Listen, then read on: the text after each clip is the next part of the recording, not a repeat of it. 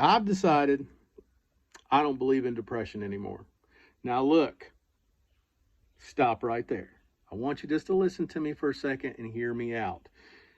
I've went through chronic depression since I was a child, since I was very little. We're talking suicidal thoughts, self-destruction, self-loathing, imposter syndrome. I went through all of those things. But what I realized is, and I want you to ask the question to this for you is the circumstances really that big for you to be depressed? For me, yes, I've seen hardships. I've been on the job site when someone's passed away. I know people who have gotten killed. I've had good friends who have been murdered. All right? These are okay things to be sad and mourn over. But when I obsess, I get depressed. So that's number one. When I get depressed, I have to ask myself, am I just obsessing so much about something I can't control that I'm making my life miserable? And 9 times out of 10, that's usually the case. The second thing I go through when I'm depressed, I start to ask myself, how's my body doing? I said this before and I'll say it again. Where the body goes, the mind will go also. So if you're physically healthy, I'm going to tell you what, a lot of the times your mind does not allow you to be depressed because you're feeling good. You see, depression a lot of the times is a feeling for me. Like I said, I want to say this is for me. And so when I know I'm feeling depressed or I'm feeling down, I got to look at my health. Now, I am in poor health. I have issues with blood clots, allergies, both exterior and food-wise, that can kill me.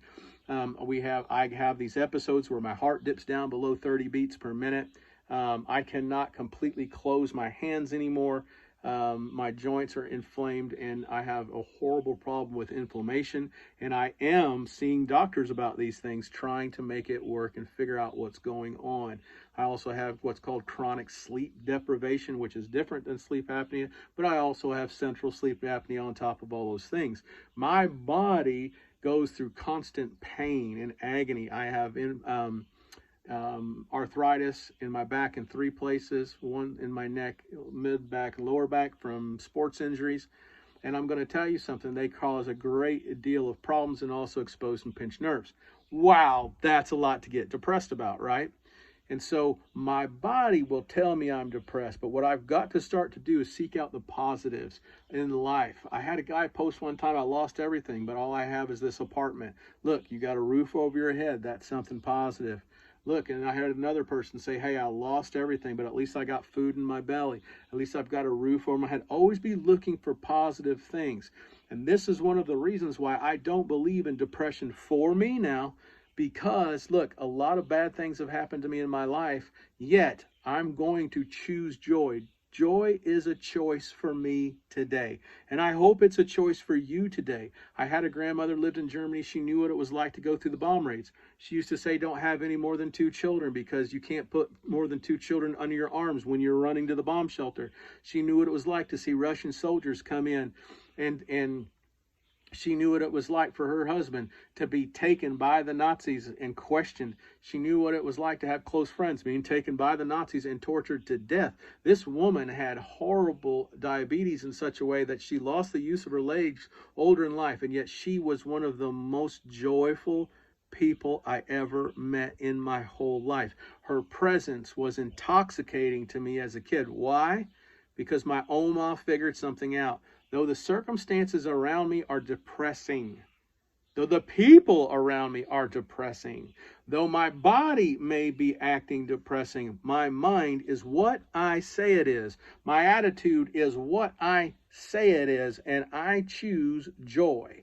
I choose not to be depressed, and that is a discipline, my friends, and that's something we don't talk about enough in America today, is the word discipline and what it actually means, simply just to teach. We'll get into that some other time.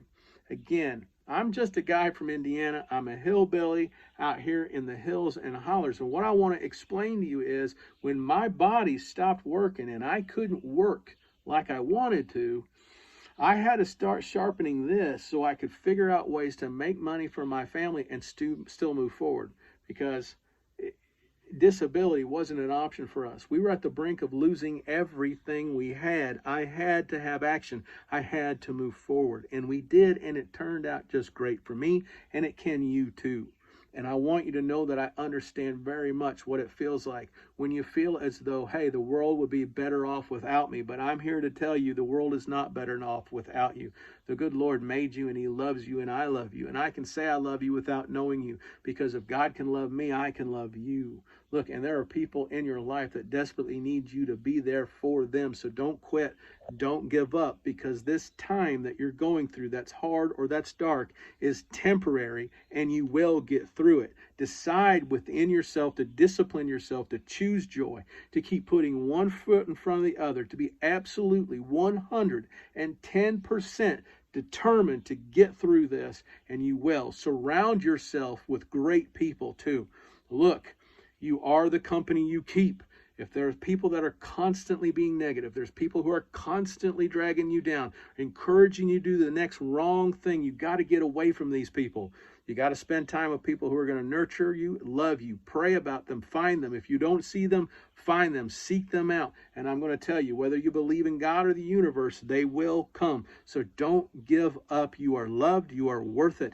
Do this consistently in life, and I'm going to tell you, you're going to build that legacy you hope for, and you're going to inspire others to do the same.